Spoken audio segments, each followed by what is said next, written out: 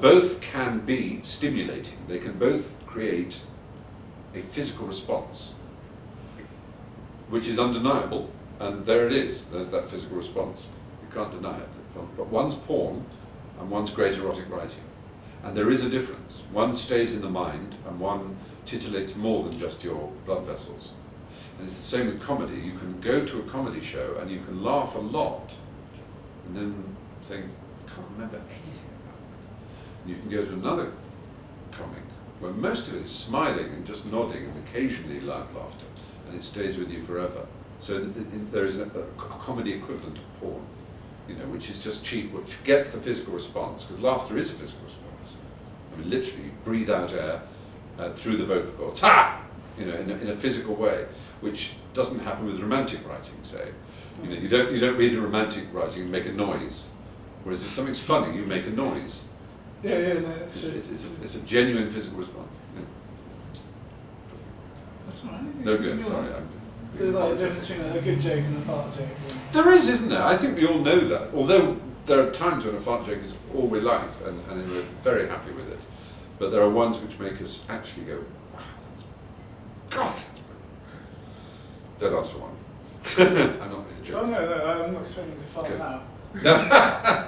Thank you, sir. Of all your programs that you've done, which one would you, which one would you happily redo again? Where would you like redo Blackadder, like do a new series of that? Or would you like to be Stephen Fry in South America? Well, I mean, the thing is, everything one does has different qualities and characteristics, doesn't it? And it's a bit like... I guess you've got more QI coming, so that there is more QI in the can, about to start in next month, I think, as we're speaking now. Blackadder was particular and enjoyable because it's a group of friends together in a way that you, even at the time, you sort of know is a moment of people coming together that will then fling apart, as it were. And so that's enjoyable in retrospect. You know you can't really do it again. Actually, 10, 11 years after the last Blackadder, we did one for the Millennium. We did a special Millennium one, and that was quite weird. That was weird enough, rejoining. But you know, we've all seen heavyweights lumber into the ring, all lardy and out of condition, trying to get, you know, and you think, oh no, you should have just hung out your gloves. And we've all seen, you know, rock musicians with, you know, Botox and trying to look young. And comedy is, oddly enough, a young person's game. There's no logic behind it, perhaps, though if you investigate, I guess it does make sense. I think, I'm not saying older people can't be funny, I just think there's a kind of blast of, you know, we were in our 20s then, and there's something about, I think it's that, if I was to play a general now, I am at the age when I could be a general. You know, generals are in early 50s, I guess, which is what I am. And there's something funnier about someone in their 20s, someone your age being a general, putting on a moustache and going, bleh, is sort of funnier than someone who could actually be a general. Now then, soldier, you looking forward to giving those Frenchies a damn good licking? No, sir. It's the Germans we should be licking, sir. Don't be revolting, darling. I wouldn't lick a German if he was glazed in honey. It takes you back to the days when you were at school and you used to do imitations of your school teachers. It's that sort of fun, really. Maybe, I may be wrong, but that's what I think. So it'd be hard to like encourage you to dress back up in like Blackadder gear? I think there would have to be a jolly good reason. We'd have to have a very clear thing we wanted to do. And funny enough, I'm seeing Miranda tomorrow, Miranda Richardson, who played Queenie in the second series of Blackadder. She played Queen Elizabeth. She's in Cheltenham at the moment. And I bumped into her the other night, and she said, oh, we're going to both be in shelters. Ooh, shifting the log. And so I'm going to see her tomorrow morning. So, and I see, not obviously, but I do see Hugh a lot, and I see Rowan a lot, and slightly less frequently because just circumstance, not because I'm not fond of them, Tim McInerney and Tony Robinson. But you know, we're all friends, and it was fun, and one knows because of people coming up to you in the street that there are those who literally were not born when the last one went out, who now enjoy it. So that including yourself probably. Yeah, maybe. Mm. Although I am older now, so Are you?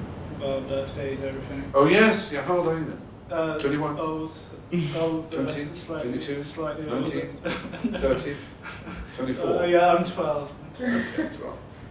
And what is it about your black cab? Because you drive a black cab normally. Yeah. Not just Stephen Fry in America.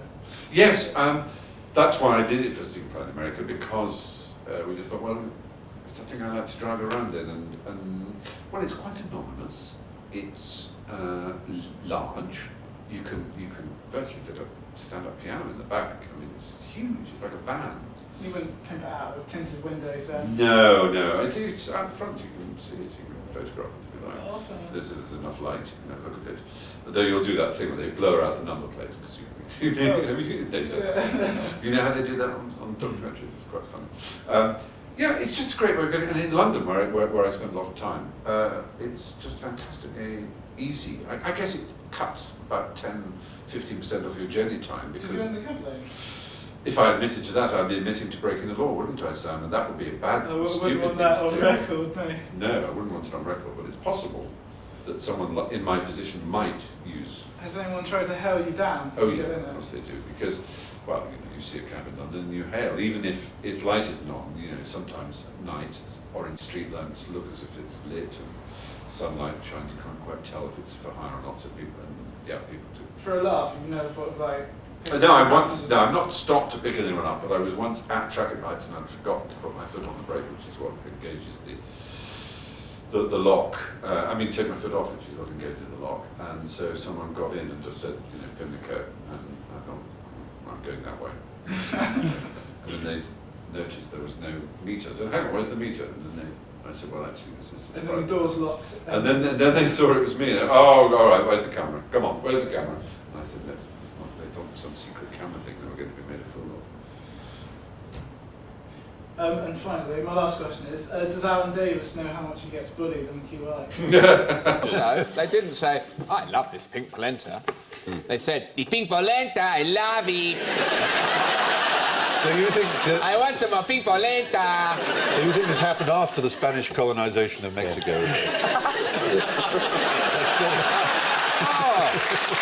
Alan! You think... He got you, that was a good one. Or do you know how much he gets bullied? Do you feel a little bit bad after the show? Or... Sometimes, but there's a kind of puppy, isn't there, who will just keep running into the mirror, and every time it just goes, oh look, there's a friend, and just runs into the mirror and bangs its head and picks itself up and runs again, and that's Alan. The dirty, terrible, awful secret about Alan Davies is he's actually a very intelligent guy, and he's very well read. I mean, he does genuinely make mistakes about knowledge, it must be said, but he's not a complete imbecile. Stephen Fry, thank you very much. Sam Ross, thank you very much. Are you ever worried that, like, if you read too much, you'll forget everything you learned before? There's only so much space in there. Yeah, that's the Sherlockian theory of the mind, that it's like an attic and that it doesn't have rubber walls, and once it's packed with enough stuff, you have to throw other stuff out to fit new stuff in. I don't think that, no. But it may be true. I think, isn't it a bit... they say we only use a third of our brains anyway, so there's plenty more left. And do you have any advice for being witty? Being well read, or? No. People shouldn't confuse knowledge with wit.